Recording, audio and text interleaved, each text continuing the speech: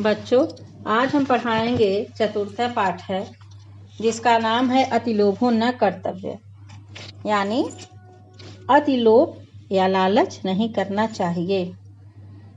इस संस्कृत गद्य में एक ऐसे राजा की कहानी है जिसको सोने से बहुत ही लालच था।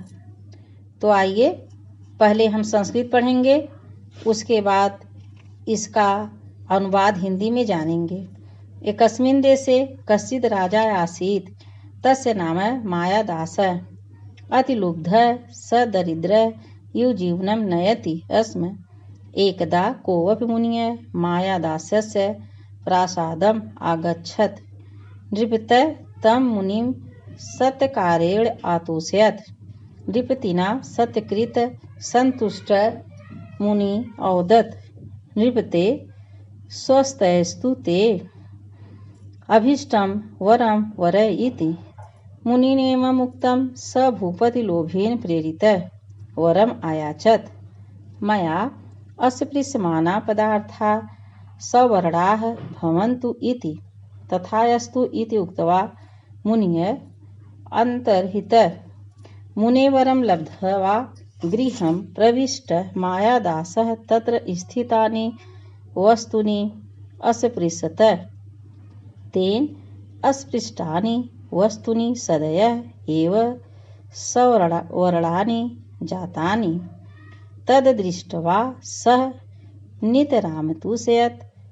ततः तस्य महती पिपासा जाता। सः जलं पातुम् उद्यतः अभवत्। तेन अस्पृष्टं जलमपि सुवर्णपिण्डम् अभवत्। साधु उक्तं न मृषा भवति। तस्मिन् अवसरे राजकुमारी कुसुम मंजरीम् आदाय तत्रागता पितः अतीव सुन्दराणि इमानि कुसुमानि इति च औदत्। नृपतिः तां मंजरी करेण अस्पृशत। तेन अस्पृष्टां मंजरी सुवर्णमयी जाता। तद्दृष्ट्वा कुमारी दुःखिता अभवत्। सुतां समाश्वासयितुं प्रवृत्तः स मायादासः ताम् अंके उपवेशयतु स्म। हन्त कुमारी स्वर्णप्रतिमा सञ्जाता। मायादासः शोकेन उच्चे व्यलपत्। तदा भाग्यात् स एव मुनिः नृपतेः पुरतः प्रत्यक्षम् अभवत्। मायादासः तं प्रणम्य महर्षे कृपया दत्तं वरं निवर्तयतु। इयं कुमारी मम जीवितं स्यात् इति निवेदयत्। महर्षिः अवदत्, मायादासः त्वया सुवर्णस्य महत्त्वं गणितं। वस्तुतः तत् तुच्छम्। उदयानात् जलम् आनय। तेन जलेन सिक्तानि वस्तूनि पूर्वावस्थां प्राप्स्यन्ति इति उक्त्वा मुनिः तत्र अन्तर्हितः। मायादासः उदयानात् जलम् आनयत्। तेन जलेन सिक्तानि सवर्णानि वस्तूनि स्वां प्रकृतिं प्राप्तानि। राजकुमारी अपि मन्दं हसति पितुः मानसं तोषयत्। सत्यम् उक्तम्, अतिलोभो न कर्तव्यः स तु दुःखस्य कारणः। बच्चों, अब आइए इसका हिंदी में अर्थ हम लोग जान लेते हैं। एक देश में कोई राजा था, उसका नाम मायादास था। अतिलोभी होने से वह दरिद्र जैसी जीवन गुजारता था। एक बार कोई मुनि मायादास के महल में आए। राजा ने उन्हें सत्कार से संतुष्ट किया। राजा के सत्कार से प्रसन्न मुनि बोले, राजा तुम्हारा कल्याण हो, मन चाहा वरदान मांगो।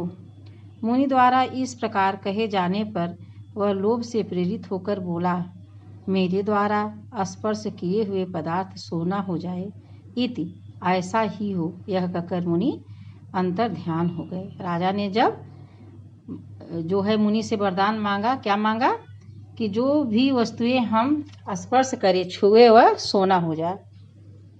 तो मुनि जो है यह करके कि हाँ ऐसा ही होगा, यह वरदान दे करके मुनि जो है अंतर ध्यान हो गए, चले गए। मुनि से वरदान प्राप्त करके घर में घुसे मायादास ने वहां स्थित वस्तुओं को स्पर्श किया। उसके द्वारा स्पर्श की गई वस्तुएं फौरन ही सोने की हो गई। उन्हें देखकर वह अत्यंत प्रसन्न हो गया। इसके बाद उसे प्यास लगी। वह जल पीने के लिए उद्धत हुआ। उसके स्पर्श से जल भी स्वर्ण पिंड हो गया। साधु का वचन झूठा नहीं होता है। यानी जब राजा को प्यास लगी तो उसने जब पानी का पात्र उठाया तो क्या हो गया, वह सोने का पिंड हो गया, यानी सोना हो गया।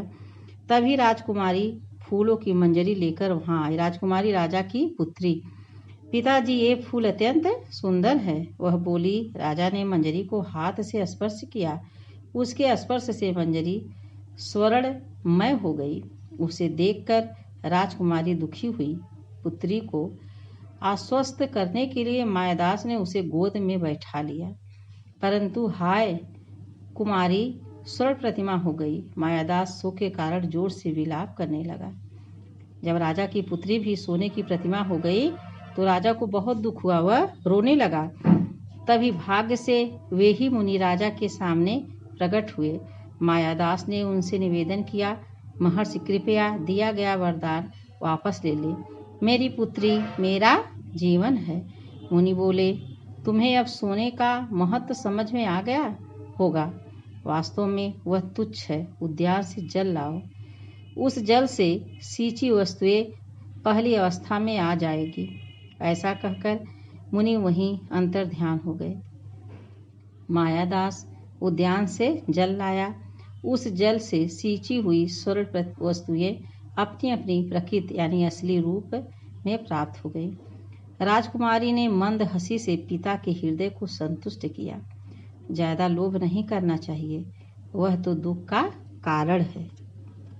तो बच्चों, आपको यह समझ में आ गया होगा कि हमें किसी भी वस्तु या किसी भी ऐसी चीज से लोभ नहीं करना चाहिए कि जो हमारे दुख का कारण बने।